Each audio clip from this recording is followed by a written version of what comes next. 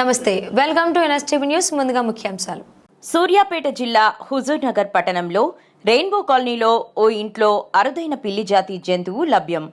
తెల్లవారుజామున ఇంట్లో కుక్క అరవడంతో నిద్రలేచిన షేక్ రఫీ అరుదైన జంతువుని చూసి కుక్కలు అరవడంతో భయంతో మామిడి చెట్టు ఎక్కిన జంతువు. భయంతో ఉదయం నుంచి చెట్టుపైనే ఉన్న జంతువు ఫారెస్ట్ అధికారులకు సమాచారం అందించిన స్థానికులు. ఈ సందర్భంగా ఫారెస్ట్ ఆఫీసర్ మాట్లాడుతూ, ఇది పిల్లి జాతి రకంకి చెందినది. దీనివల్ల మనుషులకు ఎటువంటి హాని ఉండదు. ఉదయం నుంచి చెట్టు మీదనే ఉంది. ఈ జంతువు రాత్రి సమయంలో బయట సంచారం చేస్తుంది.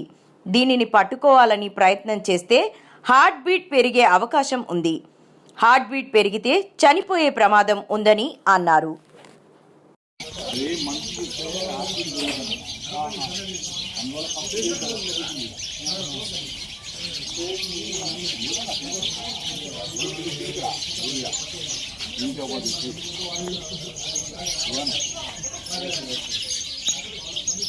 అంటే కట్ అయిపోయింది.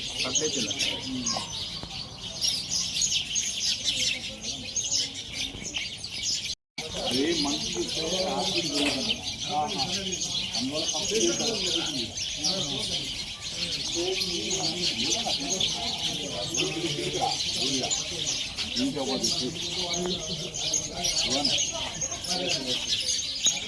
అదే మంచి అందువల్ల కంప్లీట్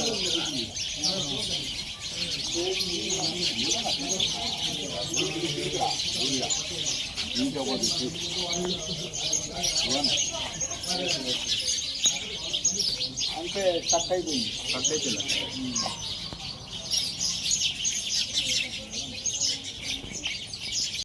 ఈరోజు మేము 11:30కి రెయిన్బో కాలనీకి రఫీ గారు కంప్లైంట్ ఇచ్చారండి. వాళ్ళ ఇంటి ముందు ఒక పిల్లి జాతికి సంబంధించింది వచ్చిందని చెప్పేసి, ఒక యానిమల్ వచ్చిందని మాకు కంప్లైంట్ ఇచ్చారు. అయితే మేము వచ్చాము, ఆయన మాకు చెప్పగానే మేము వచ్చాము ఆన్ ది స్పాట్లో. 11:30కి వచ్చాము, చూసాము. అది సివేట్ క్యాట్, ఒక పిల్లి జాతికి సంబంధించింది. అది మనుషులకు ఎలాంటి హాని చేసేది కాదు. అది జనరల్గా నైట్ టైంలో తిరుగుద్ది. ఇది జనరల్గా మన ఫారెస్ట్లలో ఉంటుంది, కనిపిస్తుంటుంది. మేము దాన్ని నైట్ వరకు దాన్ని ప్రొటెక్ట్ చేస్తున్నాము, ఇక్కడే ఉంటాము. నైట్ తర్వాత అది ఏదో ఒక వెళ్ళే ఛాన్స్ ఉంది. సో దాన్ని మనం పట్టుకోవడానికి ప్రయత్నిస్తే మేబీ దానికి ఏమైనా హార్ట్ బీట్ పెరిగే ఛాన్స్ ఉంటుంది. అందుకోసం అని చెప్పేసి దాని ముందు ఏ మనుషులు ఎవరు ఉండకుండా చూస్తున్నాము ఇక్కడ వరకు.